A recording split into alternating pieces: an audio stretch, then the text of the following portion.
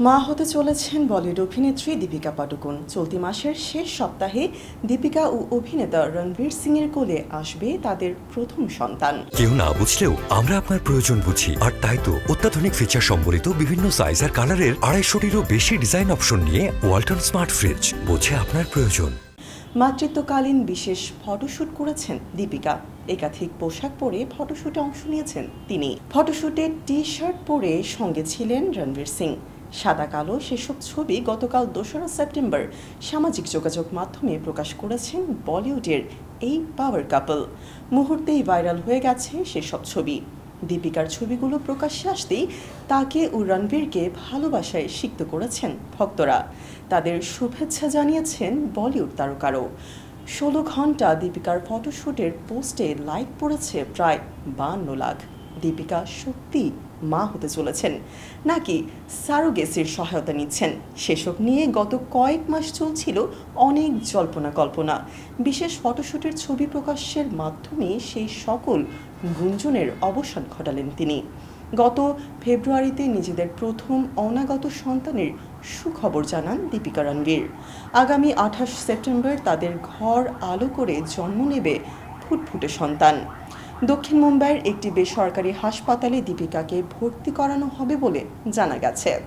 কাকতালীয় হলেও সত্যি যে 28 সেপ্টেম্বর দীপিকার প্রাক্তন প্রেমিক অভিনেতা রণবীর কাপুরেরও জন্মদিন। সেজন্য শেষ পর্যন্ত 28 সেপ্টেম্বরই দীপিকা মা হবেন কিনা তা নিয়ে কৌতূহল জন্মেছে অনেকের মনেই।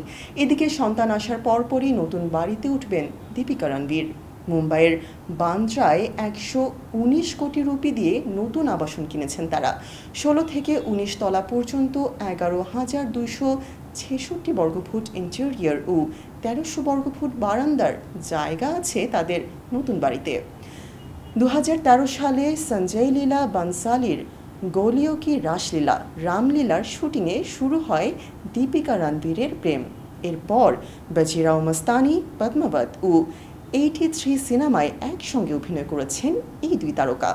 2018 সালের 14 সেপ্টেম্বর ইতালির লেক কোমোতে রাজকীয়ভাবে বিয়ে করেন দিব্যির।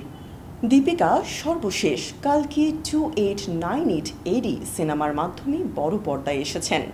অন্তঃসত্ত্বা থাকাকালীন এর শুটিং করেন তিনি। নাগ আশ্বিনের পরিচালিত সিনেমাটির গল্পে অন্তঃসত্ত্বার চরিত্রে দেখা গেছে তাকে। আগামী দীপাবলিতে মুক্তি পাবে দীপিকার নতুন সিনেমা সিংঘম এগেইন। রোহিত শেঠির পরিচালনায় এতে সিংঘম তারকা অজয় দেবগানের পাশাপাশি লেডি সিংঘম চরিত্রে দেখা যাবে তাকে। ছবিটিতে একটি বিশেষ চরিত্রে থাকছেন রণবীর সিং। চলতি বছরের শুরুতে মুক্তি পায় দীপিকার ফাইটার। এতে হৃতিক রোশনের সঙ্গে তার রসায়ন দর্শক মাতিয়েছে। দীপিকা বেশ কিছুদিন মাতৃত্বকালীন ছুটিতে থাকবেন। 2025 সালের মার্চ থেকে আবার শুটিংয়ে ফিরতে পারেন তিনি।